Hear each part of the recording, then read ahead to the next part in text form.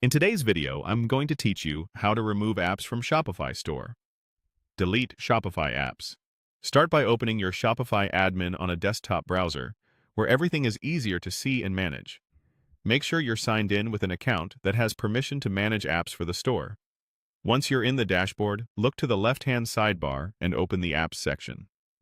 This is where all of your installed apps and sales channels are listed, so you can quickly find what's currently running in your store.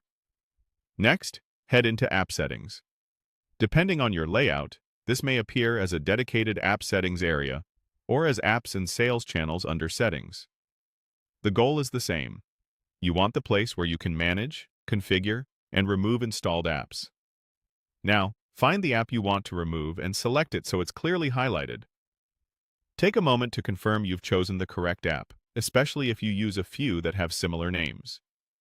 Removing an app will immediately stop it from running in your store. Choose Uninstall. When you click Uninstall, Shopify will usually display a short survey or a prompt asking why you're removing the app. You'll see a set of checkboxes labeled Select All that apply. Pick the options that best match your situation. This feedback helps developers improve the app, but it won't affect your ability to remove it. You may also see additional checkboxes or notes, sometimes also labeled Select All that apply, related to things like data cleanup, code removal, or billing. Read these carefully. Some apps leave theme code or customer data behind after uninstalling, while others offer an option to remove their settings during this step. If you're unsure, consider backing up your theme before proceeding, and check the app's documentation for guidance on removing leftover snippets. When you're ready, confirm by clicking Uninstall again. Shopify will process the request and show a confirmation message that the app has been removed.